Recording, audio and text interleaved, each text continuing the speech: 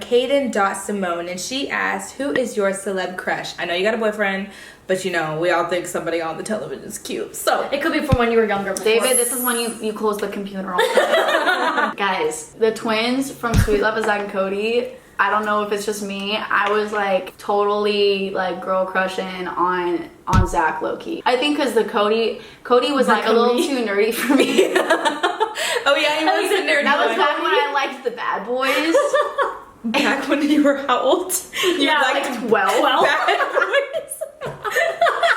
Oh, the Bad Boys really just intrigued us. The Bad Boys at 12. At the tender age of 12. I can't even believe it. I even thought they were attractive, to be honest, because like, I mean, that's rude to say, but like,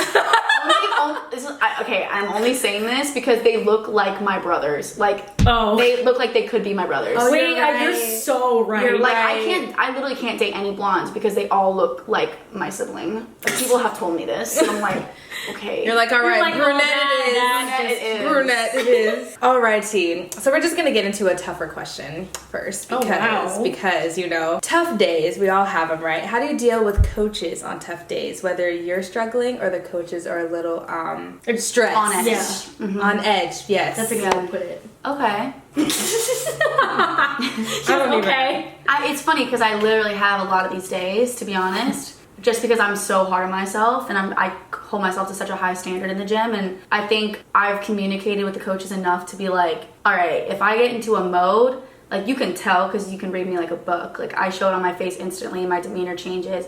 And once they see me, they know now that since I've told them, like, I need to either go off and just go to the bathroom really quick, go to the locker room and just like kind of reset, and then come back and just come back as a different person again and come back as the normal me and kind of do like, it's like an outfit change, but like a personality change. That really helps, but also I think even going to another teammate and either voicing that like, hey, I'm struggling, like, do you have any good advice? Or just going and helping another teammate. And that was advice that I got from like Christina Conforti and like from Chris, is like, I feel very fulfilled emotionally when I'm helping other people. And so when I get out of myself and I go help another person, I give to other people rather than getting so enclosed and getting in my own space and like kind of veering off and separating myself from the team. I think for me, combating that is by going and helping another person, integrating myself more and kind of forgetting what just happened or why I'm frustrated or who's making me mad. Just me throwing a fit and wasting time, it's like, okay, like I have a short attention span, how do I take advantage of that, you know? Right. Like what's gonna distract me enough that I can just be like, all right, I'm back. Yeah. And it inspires me. Clicked. Or learning like what you need to do to. Definitely this year has tested me a lot. I think because there is pressure that comes along with being a leader, and there is pressure that comes along with being a senior, because you think, you know what it's like to when you want to end out your season on like a great note, and you want to end your career on a great note. And so I think I hold myself to a very high standard in that respect, in that regard. And so then when it's kind of been happening more often, it's like, okay, this is an issue that I need to really face head on. It's not something that's just like, oh, it's every now and then. But I think just like focusing on living in the moment and not focusing on like, okay, how is the result gonna be? It's more just like, how am I gonna fix this one specific thing I'm doing right now? And then same thing with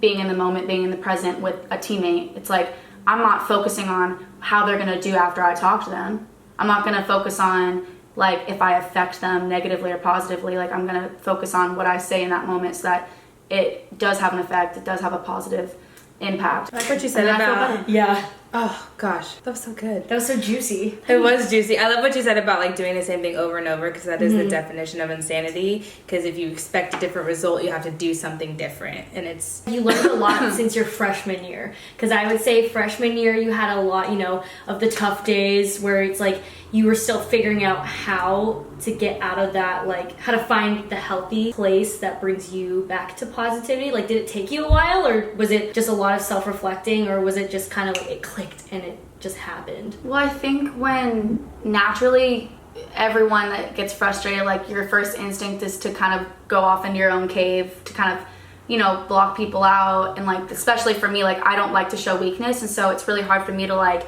be vulnerable with another person, especially when I am going through a hard time. And I did that a lot like years past, because I thought that when you are going through a hard time, like the best thing to do is separate yourself because you don't want to affect other people negatively, and you don't want to be like a Debbie Downer. You don't want to be the bad vibe that kind of kills the gym vibe. And I think when the coaches like approached me about it and said like, when you separate yourself, like you matter so much to your teammates and to this team and to the energy and to the chemistry of this team, that when you do separate yourself and you detract, it affects people. Right. And I thought if anything, I was being more of a positive impact by separating myself when I am feeling down or when I am struggling, because I don't want to affect other people. But instead they're like, you gotta do the opposite. Like you gotta integrate yourself more, and you gotta talk to someone that's struggling and forget about your own problems and put someone else's before your own. And it just like puts so many things into perspective, because you realize like, I'm blessed, I'm here, like I have my teammates, they have me. It's not a mountain. Yeah. It's a molehill. And That's so true. Yeah, it's made things a lot more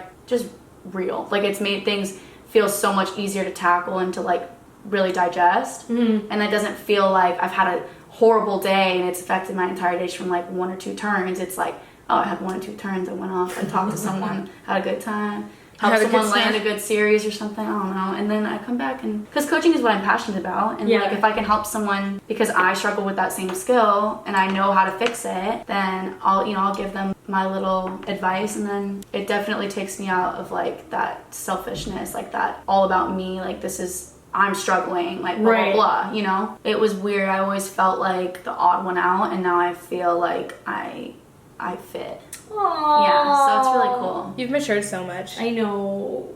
Thanks, God. Julia. Oh, that's my sister's name. is it really? Arrowhead? I don't. Maybe it's your sister. I don't think so. I don't think so either.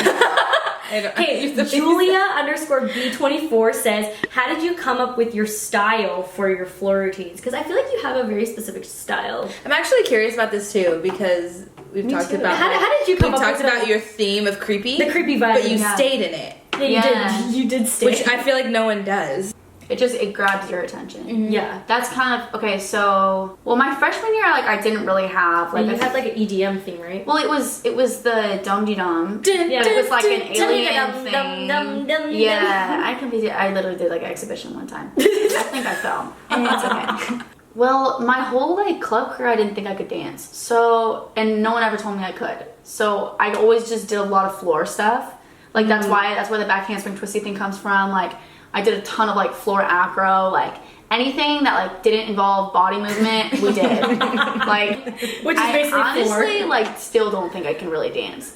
I don't consider like what I do dancing. I consider it performing. I think those are two very different things, because like BJ will do like a little class with us like Studio Monday, and like I literally can't do it. So I'm like, I don't know if I can dance. Like I can't. I tried.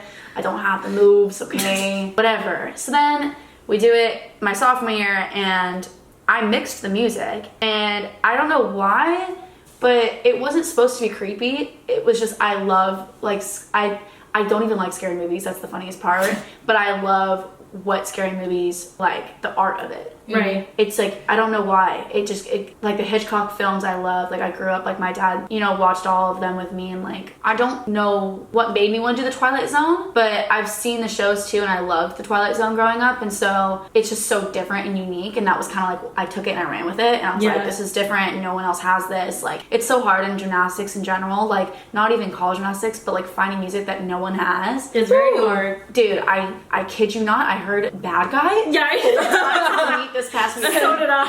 And I was like, thank God I only have a little chunk of it, because everyone has Bad Guy. Bummed. Well, I like how you say you perform instead of dance, because like everyone has their own unique performance style, and like you perform so well, and like you look like you can dance. She goes off, like you hard go off. too. You go so hard. I'm exhausted watching you. But it's and then you great tumble. though. Yeah. It's so cool. You do entice us. Literally, I'm not even kidding. Last year, I would do Soul Cycle or some kind of extra cardio on the side to literally get in shape for my floor routine, because it was so hard. For me, like having that challenge was like what motivated me the most. Was like, okay, this is so out of my comfort zone. Yeah, I like love it. And so like, as much as like people are like, oh, your routine scared me, or like your routine's so scary, I'm like, if anyone's scared, it's me, because it is so hard. Like I'm so scared that I'm gonna look stupid, that it's gonna feel weird, because it always feels weird, but I know that it feels weird in a good way. Yeah. Instead of getting like uncomfy and like kind of shying away from it, I was like, I kind of embraced the weird. So then I was like, if it feels weird, it probably looks sick. So then I just danced really hard because I'm like, it looks real. I'm sure it looks a little weird, but it probably looks cooler than I think it does. Well, it would only look weird if you thought like you didn't perform 100%. Exactly. But like since you perform, that's the other thing. If you like commit to it, you gotta commit. You gotta commit. And then no one's gonna question it because you're so confident in what you're doing. They're like, what is she? Oh my god. Yeah. Like you're not even like, what is she doing? Like I didn't see that part. And like that's the thing about routine too, is so detailed that if you don't see every little thing, the story doesn't come together. True. Because like this one in particular, like I'm stuck in a bad dream. I'm basically realizing that I have like two different personalities in a way where I'm the victim, but I'm also the monster in my own bad dream. And so I'm like chasing myself. And so I close the door on like a I'm basically closing the door and like waking myself up.